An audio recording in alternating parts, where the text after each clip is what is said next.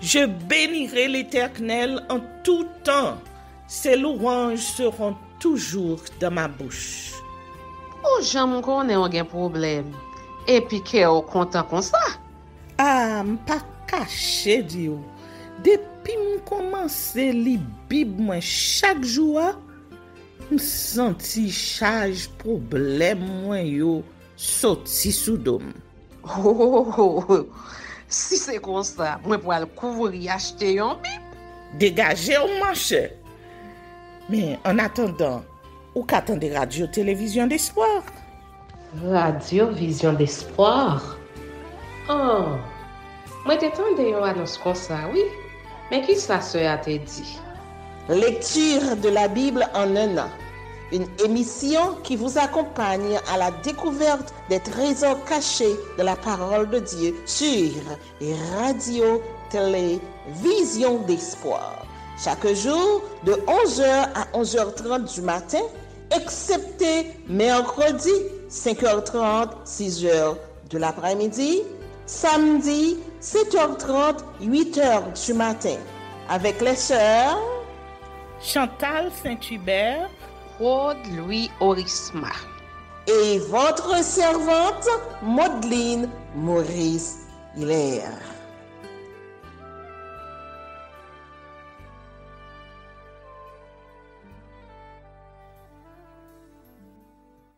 Saint-Esprit de Dieu, fais-nous la grâce de jouir de ta présence durant cette lecture qui enseigne, convainc, corrige, instruit et qui sauve.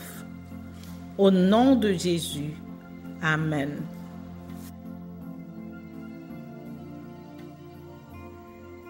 Nombreux, chapitre 21. Les serpents brûlants. Le roi d'Arabe, cananéen, qui habitait le Midi, apprit qu'Israël venait par le chemin d'Atarim.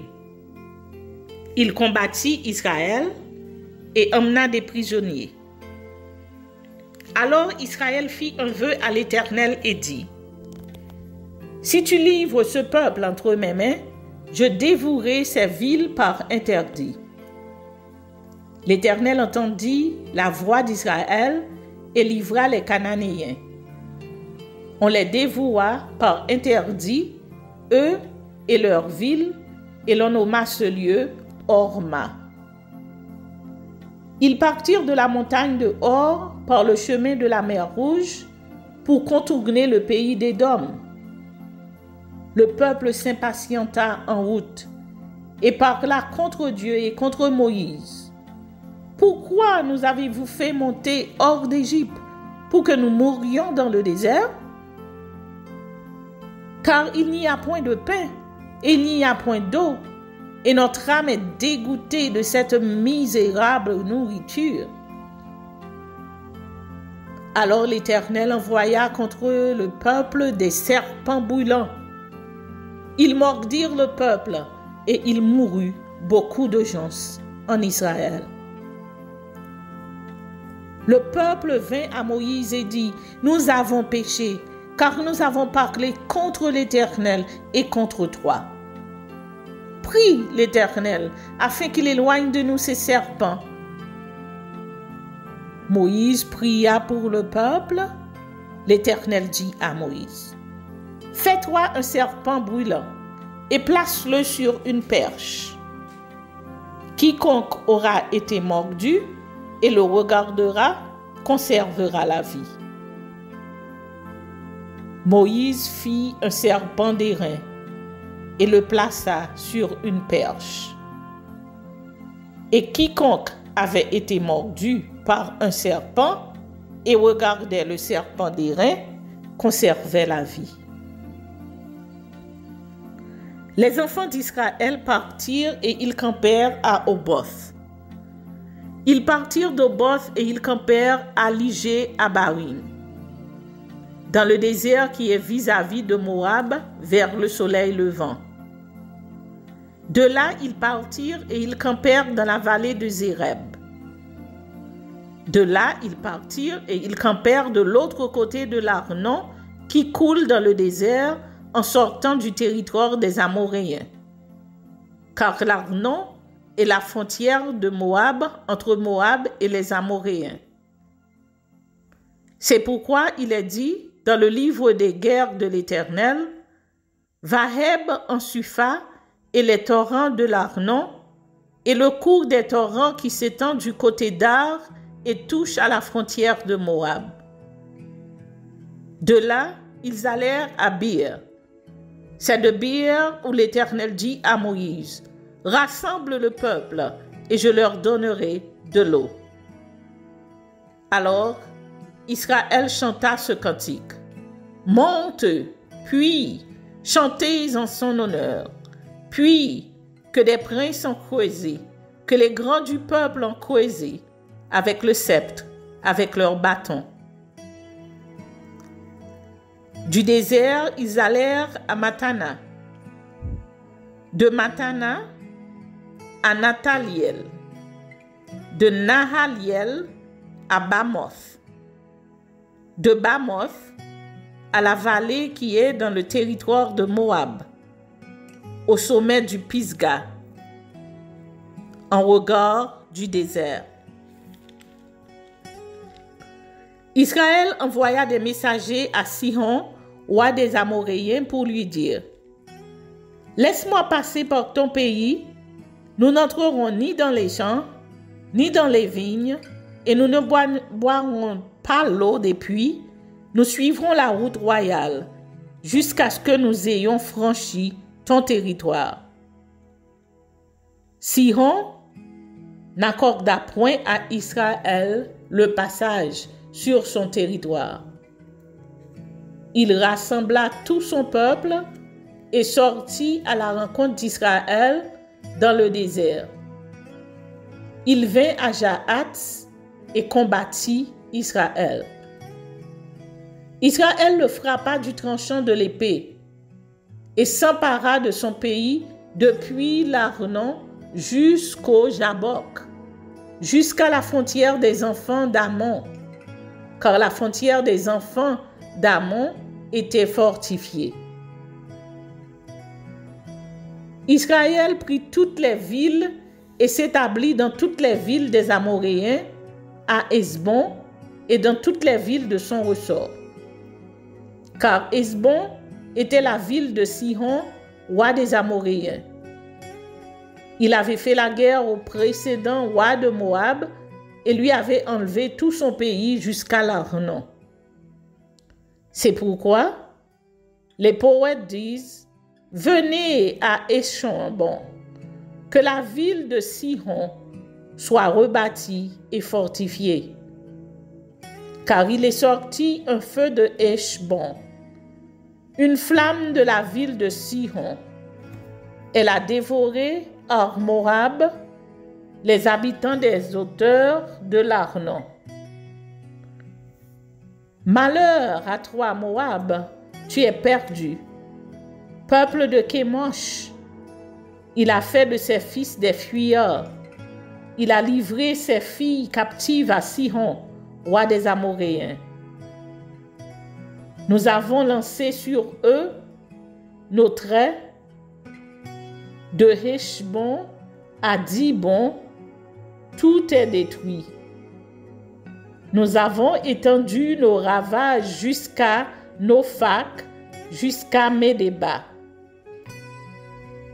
Israël s'établit dans le pays des Amoréens. Moïse envoya reconnaître Gézer, et ils prirent les villes de son ressort et chassèrent les Amoréens qui y étaient. Ils changèrent ensuite de direction et montèrent par le chemin de Bazan.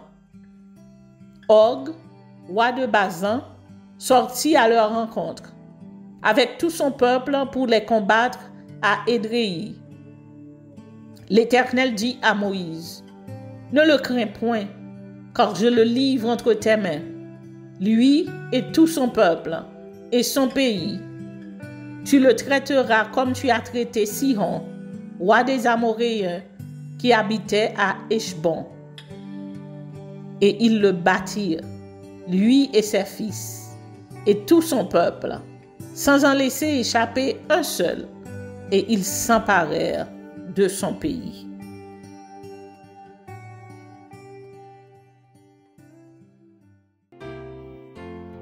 Nombre chapitre 22. Balaam. Les enfants d'Israël partirent et ils campèrent dans les plaines de Moab, au-delà du Jourdain, vis-à-vis de Jéricho. Balak, fils de Tsippor, vit tout ce qu'Israël avait fait aux Amoréens. Et Moab fut très effrayé en face d'un peuple aussi nombreux. Il fut saisi de terreur en face des enfants d'Israël. Moab dit aux anciens de Madian, « Cette multitude va dévorer tout ce qui nous entoure, comme le bœuf broute la verdure des champs. » Balak, fils de Tsippor, était alors roi de Moab. Il envoya des messagers auprès de Balaam, fils de Béor, à Pétor sur le fleuve, dans le pays des fils de son peuple, afin de l'appeler et de lui dire, « Voici, un peuple est sorti d'Égypte. Il couvre la surface de la terre, et il habite vis-à-vis de moi.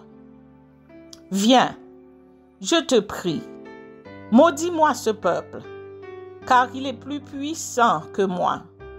Peut-être qu'ainsi pourrais-je le battre et le chasserai-je du pays, car je sais que celui que tu bénis est béni et que celui que tu maudis est maudit. » Les anciens de Moab et les anciens de Madian partirent, ayant avec eux des présents pour le devin.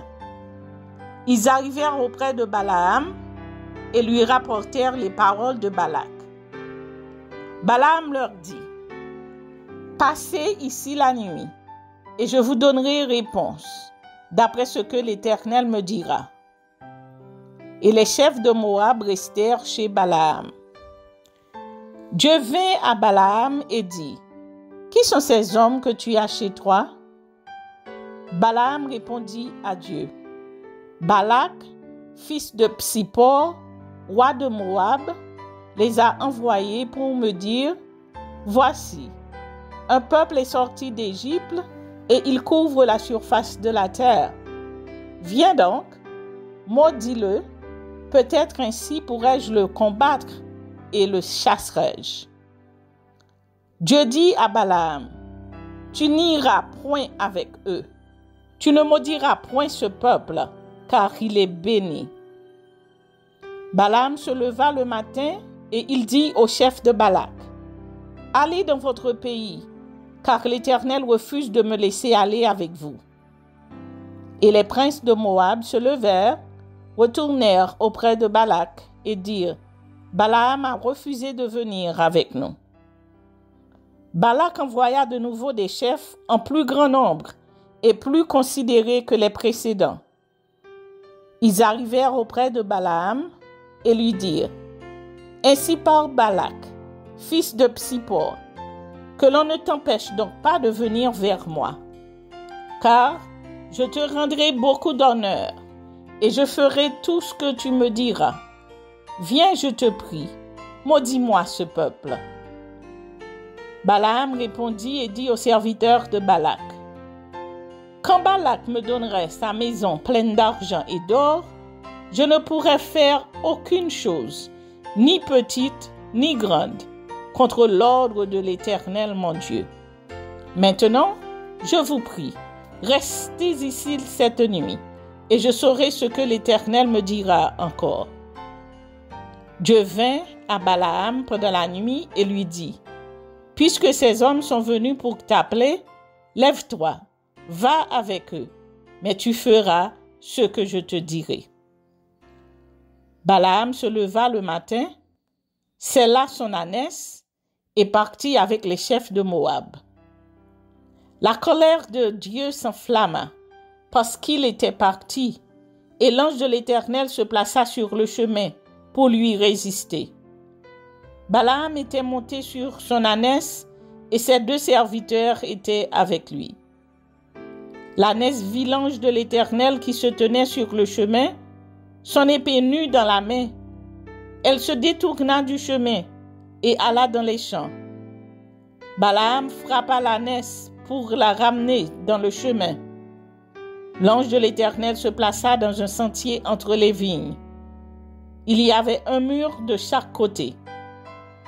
L'ânesse vit l'ange de l'Éternel, elle se serra contre le mur et pressa le pied de Balaam contre le mur. Balaam la frappa de nouveau. L'ange de l'Éternel passa plus loin et se plaça dans un lieu où il n'y avait point d'espace pour se détourner à droite ou à gauche. L'ânesse vit l'ange de l'Éternel et elle s'abattit sous Balaam. La colère de Balaam s'enflamma et il frappa l'ânesse avec un bâton.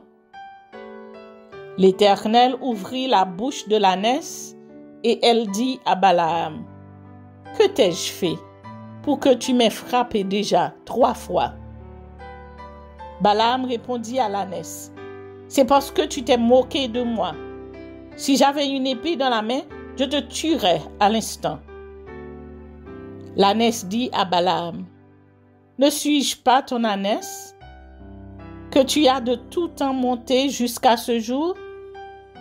Ai-je l'habitude de te faire ainsi? » Et il répondit, « Non. » L'Éternel ouvrit les yeux de Balaam, et Balaam vit l'ange de l'Éternel qui se tenait sur le chemin, son épée nue dans la main, et il s'inclina et se prosterna sur son visage. L'ange de l'Éternel lui dit, « Pourquoi as-tu frappé ton ânesse déjà 3 fois? Voici, je suis sorti pour te résister, car c'est un chemin de perdition qui est devant toi. L'ânesse m'a vu, et elle s'est détournée devant moi déjà 3 fois. Si elle ne se fût pas détournée de moi, je t'aurais même tué, et je lui aurais laissé la vie. » Balaam dit à l'ange de l'Éternel, « J'ai péché, car je ne savais pas que tu te fusses placé au-devant de moi sur le chemin. Et maintenant, si tu me désapprouves, je m'en retournerai. » L'ange de l'Éternel dit à Balaam, « Va avec ces hommes, mais tu ne feras que répéter les paroles que je te dirai. » Et Balaam alla avec les chefs de Balak.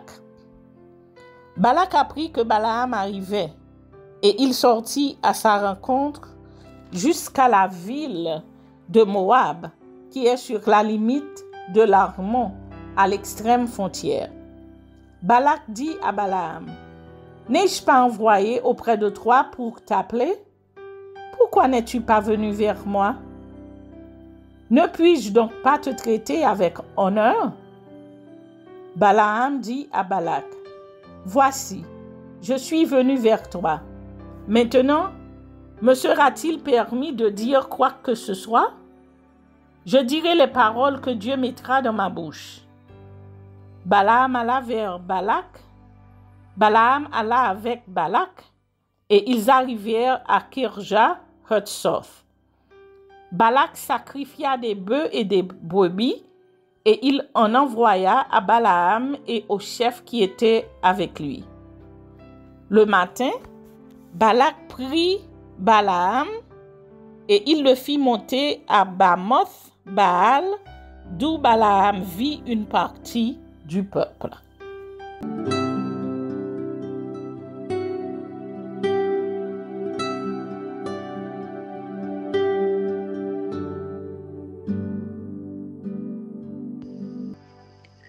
Actes, chapitre 13.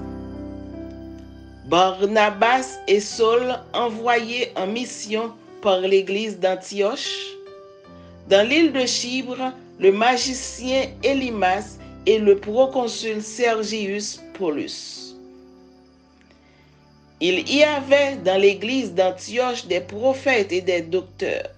Barnabas, Siméon appelé Niger, Lucius de Cyrène, Manaën qui avait été élevé avec Hérode, le tétrarque, et Saul. Pendant qu'ils servaient le Seigneur dans leur ministère et qu'ils jeûnaient, le Saint-Esprit dit, « Mettez-moi à part Barnabas et Saul pour l'œuvre à laquelle je les ai appelés. » Alors, après avoir jeûné et prié, ils leur imposèrent les mains et les laissèrent partir. Barnabas et Saul, envoyés par le Saint-Esprit, descendirent à Séleucie et de là, ils s'embarquèrent pour l'île de Chypre. Arrivés à Salamine, ils annoncèrent la parole de Dieu dans les synagogues des Juifs. Ils avaient Jean pour aide.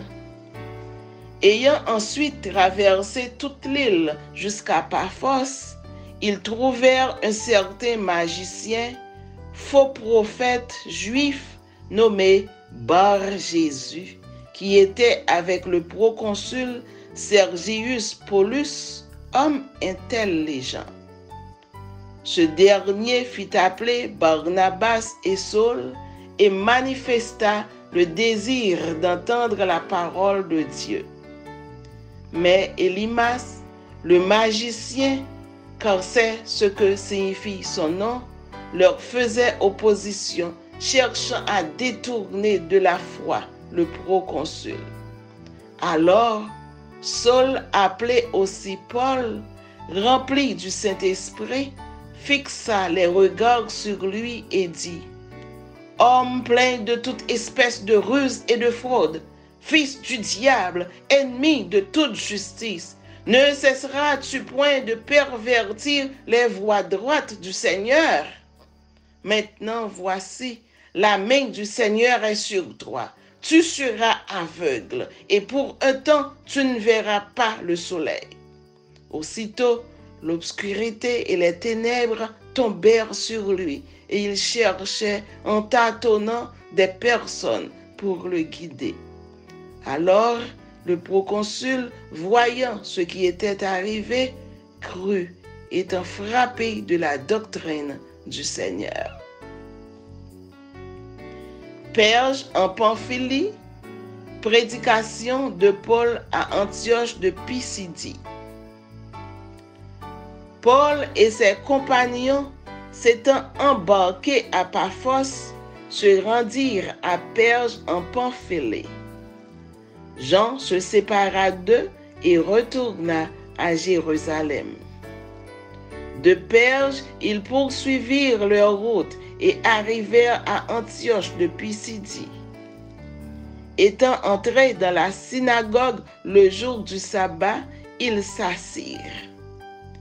Après la lecture de la loi et des prophètes, les chefs de la synagogue leur envoyèrent dire, « Hommes frères, si vous avez quelque exhortation à adresser au peuple, parlez. » Paul se leva et, ayant fait signe de la main, il dit, « Hommes israélites et vous qui craignez Dieu, écoutez. Le Dieu de ce peuple d'Israël a choisi nos pères. Il mit ce peuple en honneur pendant son séjour au pays d'Égypte et il l'en fit sortir par son bras puissant. Il les nourrit près de 40 ans dans le désert. Et ayant détruit 7 nations au pays de Canaan, il leur en accorda le territoire comme propriété. Après cela, durant 450 ans environ, il leur donna des juges jusqu'au prophète Samuel. Ils demandèrent alors un roi. Et Dieu leur donna pendant 40 ans Saül, fils de Kis, de la tribu de Benjamin. Puis, l'ayant rejeté, il leur suscita pour roi David, auquel il a rendu ce témoignage. J'ai trouvé David, fils d'Isaïe, homme selon mon cœur, qui accomplira toutes mes volontés. C'est de la postérité de David que Dieu, selon sa promesse, a suscité à Israël un sauveur qui est Jésus. Avant sa venue, Jean avait prêché le baptême de repentance à tout le peuple d'Israël. Et lorsque Jean achevait sa course, il disait, « Je ne suis pas celui que vous pensez, mais voici, après moi vient celui des pieds duquel je ne suis pas digne de délier les souliers. Hommes, frères, fils de la race d'Abraham, et vous qui craignez Dieu, c'est à vous que cette parole de salut a été envoyée. Car les habitants de Jérusalem et leurs chefs ont méconnu Jésus et en le condamnant, ils ont accompli les paroles des prophètes qui se lisent chaque sabbat. Quoiqu'ils ne trouvassent en lui rien qui fût digne de mort, ils ont demandé à Pilate de le faire mourir. Et après qu'ils eurent accompli tout ce qui est écrit de lui, ils le descendirent de la croix et le déposèrent dans un sépulcre. Mais Dieu l'a ressuscité des morts. Il est apparu pendant plusieurs jours à ceux qui étaient montés avec lui de la Galilée à Jérusalem et qui sont maintenant ses témoins auprès du peuple. Et nous vous annonçons cette bonne nouvelle que la promesse faite à nos pères, Dieu l'a accomplie pour nous, leurs enfants, en ressuscitant Jésus, selon ce qui est écrit dans le psaume 2. Tu es mon fils, je t'ai engendré aujourd'hui. Qu'il l'ait ressuscité des morts, de telle sorte qu'il ne retournera pas à la corruption. C'est ce qu'il a déclaré en disant, « Je vous donnerai les grâces saintes promises à David, ces grâces qui sont assurées. » C'est pourquoi il dit encore ailleurs, « Tu ne permettras pas que ton sein voie la corruption. » Or, David, après avoir en son temps servi au dessein de Dieu, est mort, a été réuni à ses pairs et a vu la corruption. Mais celui que Dieu a ressuscité n'a pas vu la corruption. Sachez donc, hommes frères, que c'est par lui que le pardon des péchés vous est annoncé et que quiconque croit est justifié par lui de toutes les choses dont vous ne pouvez être justifiés par la loi de Moïse. Ainsi, prenez garde qu'il ne vous arrive ce qui est dit dans les prophètes. Voyez, contempteurs, soyez étonnés et disparaissez, car je vais faire en vos jours une œuvre que vous ne croiriez pas si on vous la racontait. Lorsqu'ils sortirent, on les pria de parler le sabbat suivant sur les mêmes choses. Et, à l'issue de l'assemblée, beaucoup de Juifs et de prosélytes pieux suivirent Paul et Barnabas, qui s'entretinrent avec eux et les exhortèrent à rester attachés à la grâce de Dieu. Le sabbat suivant, presque toute la ville se rassembla pour entendre la parole de Dieu. Les Juifs, voyant la foule, furent remplis de jalousie et ils s'opposaient à ce que disait Paul en le contredisant et en l'injuriant. Paul et Barnabas leur dirent avec assurance, « C'est à vous premièrement que la parole de Dieu devait être annoncée. Mais puisque vous la repoussez et que vous vous jugez vous-même indigne de la vie éternelle, voici, nous nous tournons vers les païens. Car ainsi nous l'a ordonné le Seigneur. Je t'ai établi pour être la lumière des nations, pour porter le salut jusqu'aux extrémités de la terre. » Les païens se réjouissaient en entendant cela. Ils glorifièrent la parole du Seigneur et tous ceux qui étaient destinés à la vie éternelle crurent. La parole du Seigneur se répandait dans tout le pays. Mais les Juifs excitèrent les femmes dévotes de distinction et les principaux de la ville. Ils provoquèrent une persécution contre Paul et Barnabas et ils les chassèrent de leur territoire. Paul et Barnabas secouèrent contre la poussière de leurs pieds et allèrent à Icône, tandis que les disciples étaient remplis de joie et du Saint-Esprit.